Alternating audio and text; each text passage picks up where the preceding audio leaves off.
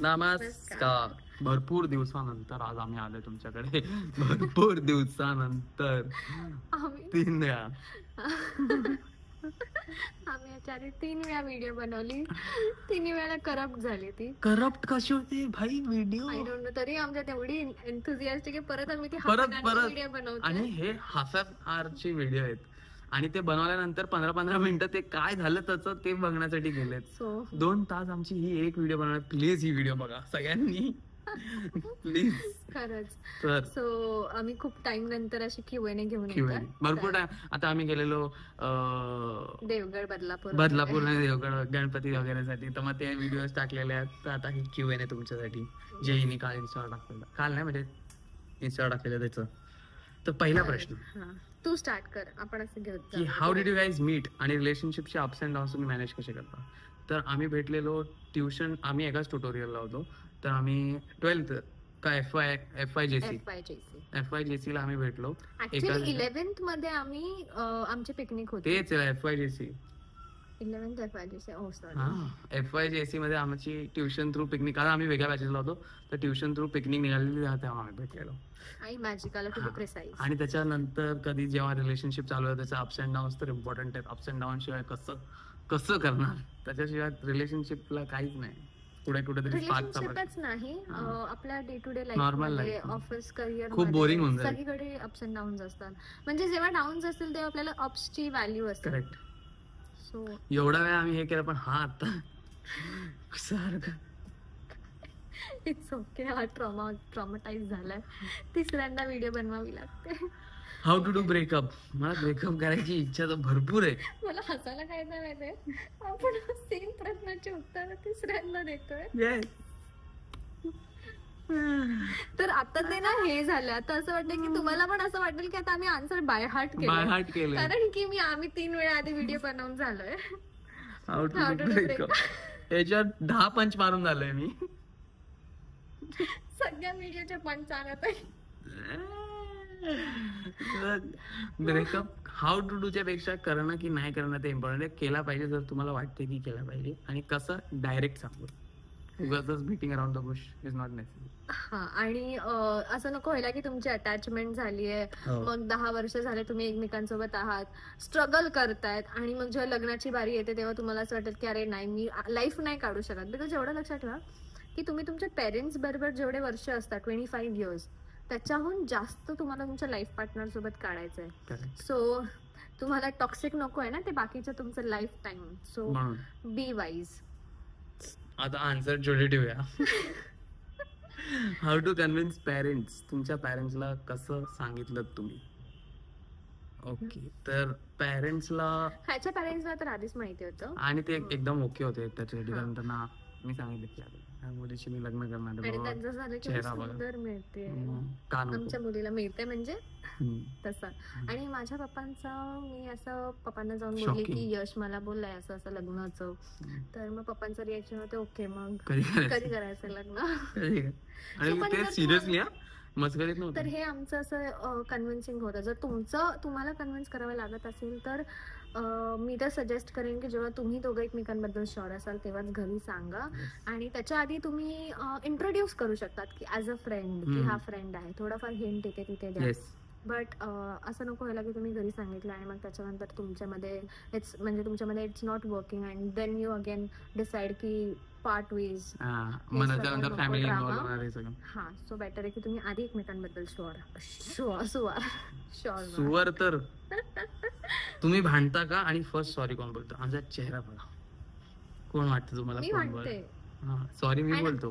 भांडते तुम्ही भांडते का? प्रश्न यासाठी होता. तुम्ही सॉरी बोलता का? हा माझ्यासाठी होता. ही भांडते, मी सॉरी बोलतो. It's my therapy. आणि भांडण तर होत राहतं, सगळ्यांमध्ये होतं. पण तुम्ही मम्मी पप्पांसोबत पण होतं, सगळ्यांमध्ये होतं. फक्त ते बोलतात ना, त्या भांडणाला एक काय बोलतात, बिर्याणी मधली लवंग समजून सोडून द्या. एवढं अशी खाते असं थुपके आगे बढो. जर बीएफ टाइम देत नसेल तर काय करायचं? जाम एनर्जी ठेव ना. जर बीएफ टाइम देत नाहीये तुमचा, जर बीएफ टाइम देत नाही तुमचा, तर काय करायचं? नवीन घड्याळ घेऊन कारण की ह्यानी मला आधी टाइमच नाही दिला, तर काय करायचं काय करायचं माहितीये, तुम्हाला जेवढं होतं आधी अंडरस्टँड करून घ्या की त्याला तो टाइम का नाही देऊ, ऑन अ सिरियस नोट, की तो टाइम का नाही देऊ शकत आहे. जर तो जेन्युइन रिझन्स मुळे टाइम देऊ शकत नाही, then it's your work to understand them. आणि जर तो वेल्ले असं बोलतो की मी गेम खेळतोय, मी इथे आहे, तसं आहे, फ्रेंड्स मध्ये सायबर कॅफे मध्ये बसलाय, हा फ्रेंड्स मध्ये असणं पण इट्स ओके, बट सतत फ्रेंड्स मध्ये आहे किंवा सतत करिअर मध्ये इन्व्हॉल्व आहे आणि तुमच्यासाठी थोडा पण टाइम नाही काढत आहे, तर तुम्हाला जेवढं होतं तेवढं घ्या आणि तुमचा पण टाइम व्हॅल्युएबल आहे ह्याची जाणीव ठेवा आणि तसं हे करा. उगाच बेग नका करू की time they time they time they. Next best thing in your successful love story, म्हणजे बेस्ट थिंग माझ्या मते यश आहे. But yes I agree, Yash is the best thing या रिलेशनशिप. पॉइंट केलं मी. तर बेस्ट थिंग तसं काय नसतं की तुम्ही समजून घेताय किती एकमेकांना, ते बेस्ट थिंग आहे तुमच्या लव्ह स्टोरीसाठी. नाहीतर मग उपयोग नाही. जगभराचं प्रेम करताय एकमेकांवर पण समजूनच घेत नाही, ते काय काहीतरी एक मस्त होतं, प्यार करता था इसके छोड दिया, जीत होती तो काहीतरी होतं, ते त्याचं इथे रिलेव्हन्स नाही. पण तुम्ही समजून जर घेत असाल ना तुम्ही एकमेकांना, तर तेच बेस्ट आहे. बाकी सगळं होत राहील. तुम्ही तुमचं प्रेम कमी जास्त नाही होणार आहे, अंडरस्टँडिंग मेंटेन राहिली पाहिजे. हा मला असं वाटतं की सक्सेसफुल मध्ये तुम्ही एकमेकांना रिस्पेक्ट करा, दॅट इज मोस्ट हे मला तू मगाशी बोललेली पण तरी मला आता आठवलं नाही बोलतो, पण ते खूप इम्पॉर्टंट आहे. रिस्पेक्ट, एकमेकांना रिस्पेक्ट करणं is important. Insecurity and jealousy कशी हँडल करतात, तर इनसिक्युरिटी मध्ये असं आहे की सर्वात पहिले तुम्ही इनसिक्युअर तेव्हा होता जेव्हा तुम्ही स्वतःबद्दल सिक्युअर नसतात, कॉन्फिडंट नाही आहात. आणि सेकंड इज की जेव्हा तुम्ही तुमच्या पार्टनर बद्दल पण कॉन्फिडंट नाही आहात, तर तुम्हाला ट्रस्ट ठेवावा लागेल की काही झालं तरी समोरचा पर्सन सोडून नाही जाणार आहे. आणि हेच इक्वली ऍप्लिकेबल आहे तुमच्या पार्टनरसाठी आणि तुमच्यासाठी पण, की तुम्ही तुमच्या पार्टनरला तेवढी अश्युरिटी द्या की मी बोलतात ना की तुम्ही सिक्युअर फील करून,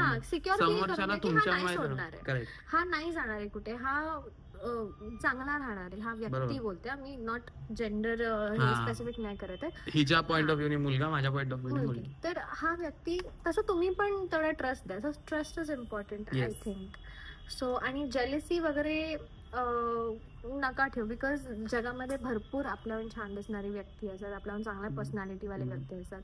कधी कधी मुलांची चॉईस एवढी खराब होते.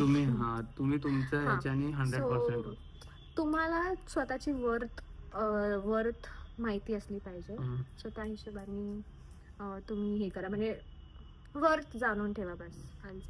How are you so secure? Secure कारण आम्ही कॉन्फिडंट आहे एकमेकांसाठी. मला माहिती आहे हिचं इंटेन्शन्स काय आहेत, कोणाशी काय बोलताना, हिला माहिती आहे माझे इंटेन्शन कोणाशी काय बोलताना, म्हणून आम्ही सिक्युअर आहे. तर तसेच तुम्हाला पण सिक्युअर व्हायला पाहिजे. एकमेकांना ओळखून झालेलं असेल तुमचं तर तुम्ही सिक्युअर असाल.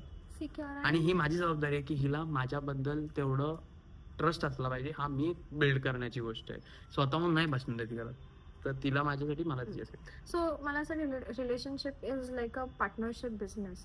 तुम्हाला दोघांना एकमेकांना तिथे सतत कायम पकडून ठेवणं हे एकमेकांच्या हातात आहे.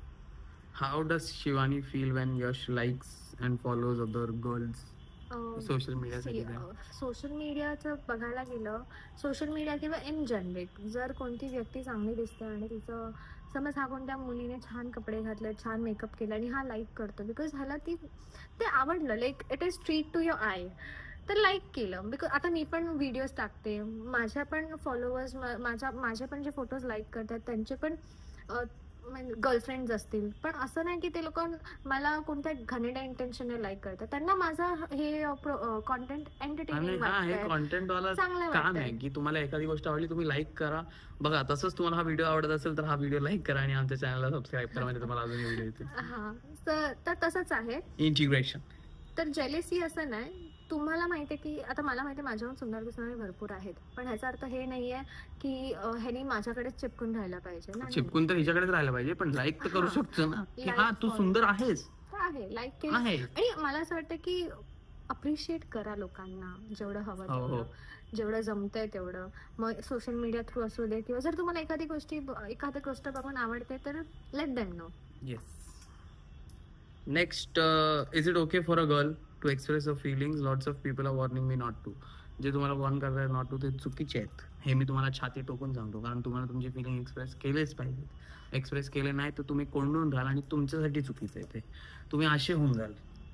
बिकॉज हे टेलिपॅथी नाही चालत. कम्युनिकेट करायचं. आणि फक्त रिलेशनशिप नाही, कुठेही तुम्हाला कोणतरी काहीतरी बोललं सांगायचं आहे कुठे. माझ्यासोबत हे भरपूर होतं की मी कधी कधी नाही एक्सप्रेस करू शकत की अरे समोरच्याला वाईट वाटेल मी काय बोलतो, पण ते माझं चुकतं.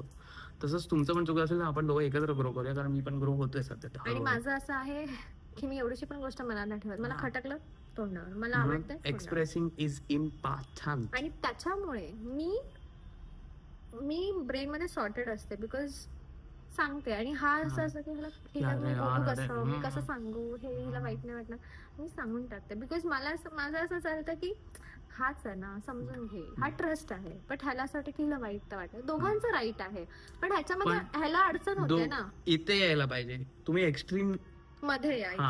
एक्स्ट्रीम लेफ्ट किंवा एक्स्ट्रीम राईटला असेल तर ते चुकतंय. तुम्हाला बॅलन्स करा. आणि काइंड वर्ड्स मध्ये एक्सप्रेस. जे पण तुम्हाला सांगतात की एक्सप्रेस नको करू, हे चांगलं नसतं, तर ते ऑर्थोडॉक्स विचारांसाठी बरोबर आहे की अरे नको ग बस, सहन कर, पण नका करू, सांगा, पोलाइटली सांगा, पण सांगा.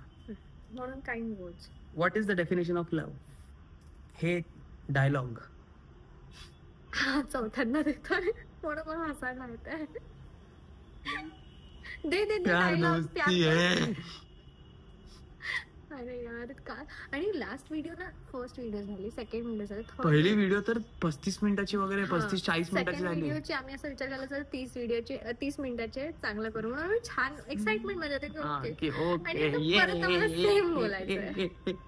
आणि असं नाही की सेम बोलायचं म्हणजे आम्ही विचार करून बोलतोय. सेम का? कारण आमची उत्तरच ती आहेत. आता दरवेळेस आम्ही शूट करणार का वेगळी उत्तरं देऊ? तीच उत्तरं देणार. तर yes, our definition is friendship. Like friendship is the definition of love. Okay. What if your Yash? What if your boyfriend finds other girls more beautiful and how would you react? आताच सांगा मला. की आहे तर intention चांगलं असलं पाहिजे. आणि माझं तर असं आहे की मला जर कोणता मुलगा चांगला वाटतोय, पर्सनॅलिटी चांगली आहे, मी याला सांगते की तो छान आहे ना. आम्ही एकत्र सांगत असतो की अरे त्यांनी मग कपडे छान घातले, अरे ती बघ तिने छान दिसते, सुंदर आहे यार, बोला ना काय त्याचं सुंदर आहे तर. पण हे आमच्या दोघांसाठी, कारण मला माहिती ही कशा हिशोबाने बोलते, हिला माहिती मी कशा हिशोबाने. जर तुम्हाला माहितीच नाही तो काय इंटेन्शन बोलतोय किंवा तो विचार काय करतोय, दुसऱ्यांच्या इथे स्लाइड होतं डीएम्स मध्ये वगैरे, तर मध्ये चुकीचं आहे. मग डीएम्स मध्ये स्लाइड होणं पण डीएम्स मध्ये स्लाइड होऊन सांगणं की अरे छान video, I like your video, I like your style, हे सगळं ठीक आहे. बट हाय जेवलीस का, काय करते, सतत तसंच जेवलीस का आणि जेवलास का, मुली पण बोलत असते का जेवलास का, हे नवीन होतं. Okay, next is how to maintain spark in marriage. सध्या मी विचार करतो how to maintain spark in creating this video.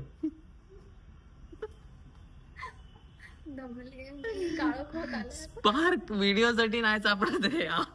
Married life मध्ये आहे एवढा आहे. मॅरिड लाईफ व्हिडिओ मध्ये एवढा होता स्टार्टिंगला, असा फ्रेमच्या बाहेर. आम्ही एक्साइटेड होतो की Q&A first video after so long, आणि झालं 70. पहिल्या याच्यात ती युटिलिटी कमी झाली, दुसऱ्या याच्यात अजून युटिलिटी कमी झाली, तिसऱ्या याच्यात. बट ठीक आहे, यश आन्सर्ड. हा, स्पार्क काय होतं? तर स्पार्क मध्ये ना, आता मी तुम्हाला सांगतो की स्पार्क आता 6 महिने झाले तर अजून आहे. बट मला असं वाटतं की जर स्पार्क ठेवायचं ना, तर काहीतरी नाही, दोघं मिळून एक छान ऍक्टिव्हिटी करा. म्हणजे असं बॉक्सिंग जा, स्विमिंग जा. Direct boxing? आपण ठरवलं, आपण ठरवलं डॉक्सिंग बोलूया. माझ्या डोक्यात आता डान्स साठी जा. आपण ठरवलं ना बॉक्सिंग, म्हणजे आम्ही घरी येऊन धडाधडून.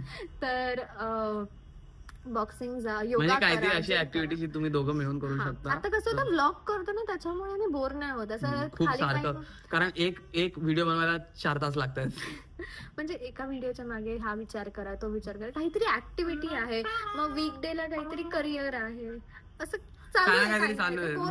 म्हणजे त्याच्यामुळे आम्हाला याचं उत्तर मिळालं की जेव्हा स्पार्क कमी होईल तेव्हा जर आम्ही कुठली तरी अशी ऍक्टिव्हिटी शोधून काढली जी आम्ही दोघं एकत्र करू शकतो. बॅडमिंटन खेळायला, रुटीन चेंज करा, रुटीन चेंज करा. स्पोर्ट, मला असं वाटतं की जेव्हा तुम्ही काहीतरी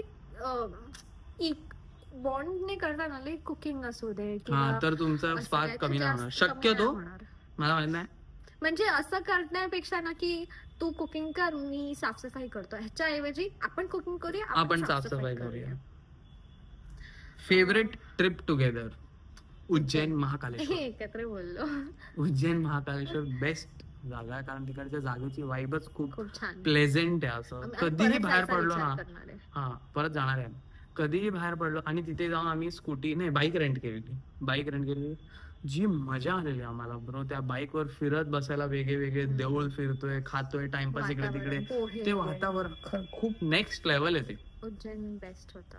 मला परत जायचंय त्याच्यानंतर. आणि जाऊया परत जाताना ते व्हिडिओ पण व्लॉग बनव कधीतरी गेलो. नेक्स्ट आता माझ्या सुट्ट्या संपल्या. Best way to handle disagreement होतच राहणार आहे. Best way to handle is you have to agree, you have to accept that त्यांचे ओपिनियन वेगळे असू शकतात, वेगळ्या माइंडसेटचा आहे, वेगळ्या फॅमिलीमध्ये ग्रो झालाय, वेगळ्या सराउंडिंग मधला आहे, तुम्ही वेगळे आहात.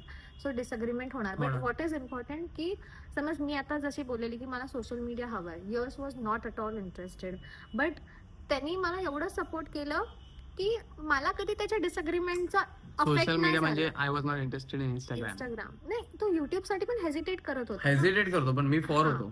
तो इंस्टाग्राम साठी थोडा हे होता. बट आता मला सपोर्ट करता करता त्याचा पण इंटरेस्ट आला आणि आता तो पण मला सपोर्ट करता करता तो पण करायला लागलाय.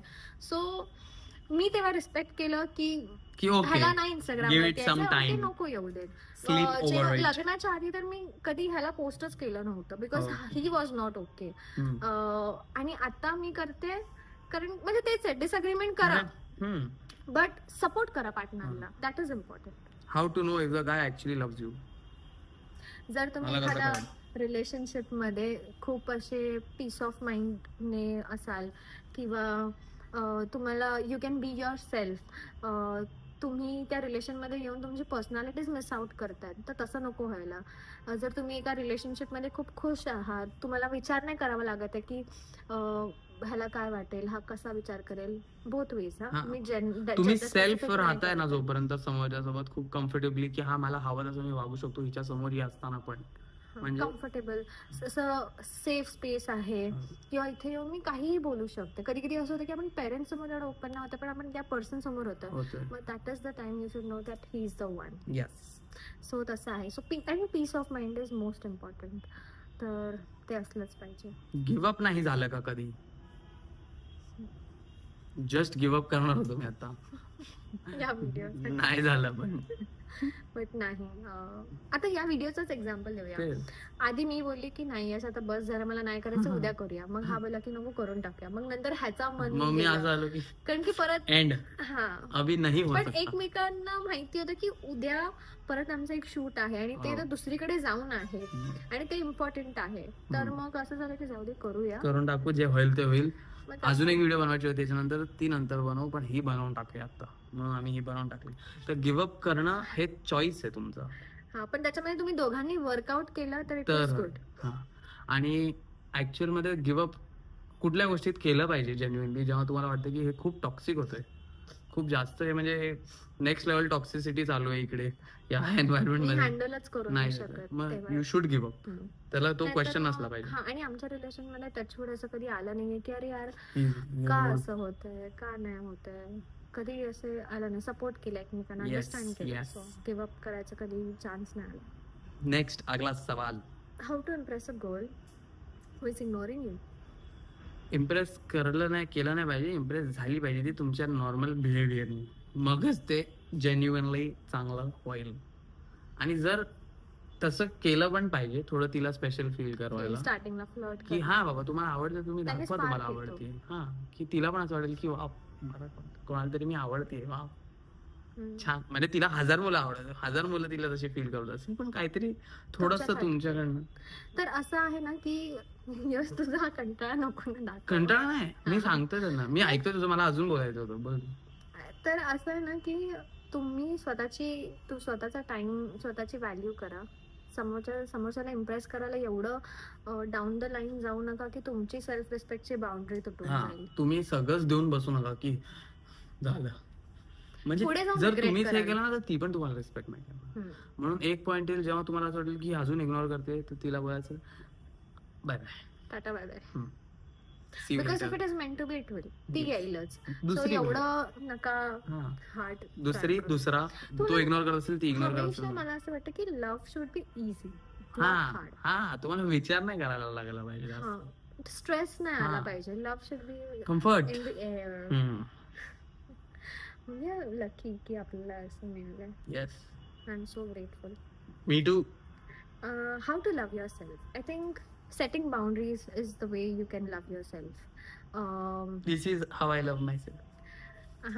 मी तर खूप म्हणजे मला असं वाटतं कुठेतरी स्वतःला म्हणजे सेल्फिश नाही बोलत आहे, पण स्वतःचा विचार खूप करा. छोटा even if difference. You are in a relationship, marriage, स्वतःचा विचार करा की स्वतःचे इमोशन्सना पण इम्पॉर्टन्स मिळाला पाहिजे. स्वतःच्या येस. टाइमला इम्पॉर्टन्स द्या आणि बाउंड्रीज मेंटेन करा. बी it your parents, B it your best friends, friends, colleagues, your love. स्वतःची एक बाउंड्री सेट करा की एवढंच मी सहन करू शकते, ह्याच्या त्याच्या पलीकडे मी बिकॉज नंतर ना तुम्हाला जसं वाटेल down 5 years down the line की अरे यार मी तेव्हा एवढं नाही माझा टाइम वेस्ट करायला पाहिजे होता, एवढं एनर्जी नाही वेस्ट. आणि जर तुम्ही स्वतःलाच प्रेम नाही केलं तर बाकी काय करणार तुमच्याकडे. आता समजा हा असं माणूस असता अंडर कॉन्फिडंट, तर मग ना लोक पण याला असं हवेत घेणार. पण ते जर हा कॉन्फिडंट राहिला तर लोक समोरून येणार, अट्रॅक्ट होणार. तर असं आहे की तुम्ही आपण मिरर असतो, आपण जसे असतो तसं समोरचे आपल्याला ट्रीट करतात. जर तुम्हीच अंडर कॉन्फिडंट असाल तर समोरचा पण तुम्हाला तसंच ट्रीट करेल. सो तुम्ही जर चांगले असाल, so work on your self. चांगले कपडे घाला, चांगलं दिसा, दॅट इज इम्पॉर्टंट. केस छान ठेवा, चांगले ग्रूम राहा, क्लीन राहा, असं सगळं इम्पॉर्टंट आहे. तुला अजून काय बोलायचं इथे? एक अजून हाच जिचा प्रश्न होता त्याचा अजून एक प्रश्न होता की मी लव्ह आणि करिअर नाही, अभ्यासच होता ना. अभ्यासाला जास्त इम्पॉर्टन्स द्यायला, लव्हला जास्त इम्पॉर्टन्स द्यायला, अभ्यास इग्नोर होते. करिअर इग्नोर होत चाललंय. करिअर इग्नोर होत चाललंय प्रेमामुळे. That should not happen. ते बॅलन्स तुम्हाला शोधायचा आहे, तो की हा बॅलन्स आहे, हे परफेक्ट आहे. तुम्हाला एकीकडे एक्स्ट्रीमिस्ट नाही व्हायचं कुठल्या गोष्टीत की मी एक्स्ट्रीम लव्हर आहे, की मी करिअर गेलं उडत, मला फक्त हा माणूस दिसतोय, मला ह्याच्यासोबत राहील ना, ना चौलबे ऐसा नहीं करने का ब्रो. अपने को बीच में आने का है, अपने को दोनों को संभालने का है, वो पॉइंट तुमको डिसाइड करना. कारण की असं होईल ना की जर तुम्हाला लव्ह साठी पण तेवढेच कष्ट द्यावे लागतात जेवढे तुम्हाला करिअर साठी द्यावे लागतात, तर मग फायदा नाही. Love should be comfort space. Career is important. Career तर मोस्ट आहे, स्वतःच्या पायावरती उभं राहणं, स्वतः बिल्ड करणं काहीतरी. लव्ह इज समथिंग की सपोर्ट. तुम्हाला असं पाहिजे की हा मी इकडे आले, आता मी आय एम रिलीव्ड. सो असं असलं पाहिजे की तुम्ही तुमच्या करिअर कडे फोकस करा आणि तुमचं लव्ह तुम्हाला सपोर्ट केलं पाहिजे. Yes, absolutely. जर तुम्हाला, आणि प्लीज काही कितीही चांगला माणूस असू दे तुमचा पार्टनर, करिअरला आत्ता जास्त इम्पॉर्टन्स द्या. लग्नानंतर तर पार्टनर सोबतच राहायचं, तेव्हा दोघं मिळून करिअरला इम्पॉर्टन्स. मग तेव्हा दोघं मिळून करिअरला इम्पॉर्टन्स द्या. पण करिअर इज इम्पॉर्टंट. नका हे करू, बिकॉज करिअर आहे म्हणून सगळं या जमान्यात होणार आहे. आणि love is also important. But अजून एक गोष्ट, मी जेव्हा हे बोलते ना, मी खूप ताणलं. मी जेव्हा हे बोलते ना करिअर आणि हे, त्याच्यात पण एक बाउंड्री लाईन आहे ना, की एवढं करिअर करू नका की तुम्ही तुमच्या पार्टनरला टाइम नाही देता. मग तेच तर बॅलन्स पाहिजे, नाहीतर मग. आणि मी असं बघितलंय की नवीन लग्न झालंय किंवा न्यू रिलेशनशिप आहे, या सगळ्यामध्ये ना जर तुम्ही जास्त करिअर केलं ना, इनिशियल डेज जे असतात ना, थोडं टाइमपास, मजा, तो जो स्पार्क असतो ते तुम्ही परत नाही जगणार. नंतर जाऊन तुम्हाला मुलं होणार, हे होणार, तेव्हा तुम्ही ते डेज परत येणार नाहीये. सो हे दिवस एन्जॉय करा. करिअर तर चालूच राहणार आहे, पार्टनरला पण तेवढाच टाइम द्या. So that was all. I hope हा व्हिडिओ करत नको म्हणायला प्लीज. आणि जर हा व्हिडिओ आला तर प्लीज या व्हिडिओला लाईक करा, मनापासून लाईक करा आणि शेअर करा. जितका तुम्हाला शेअर करता येईल प्लीज शेअर करा. हा 3000 व्ह्यूज जाऊ दे प्लीज, कारण याच्यावर मी ×3 मेहनत केली. तर प्लीज तुम्ही खूप शेअर करा, खूप लाईक करा आणि आमच्या चॅनलला सबस्क्राईब करा. आणि असेच आमचे व्हिडिओज बघत राहा. आम्ही ब्लॉग्स आणू आणि असे सिट डाऊन व्हिडिओज पण आणू. आणि तुम्हाला काय हवं असेल ते तुम्ही आम्हाला कॉमेंटमध्ये सांगा. Bye bye.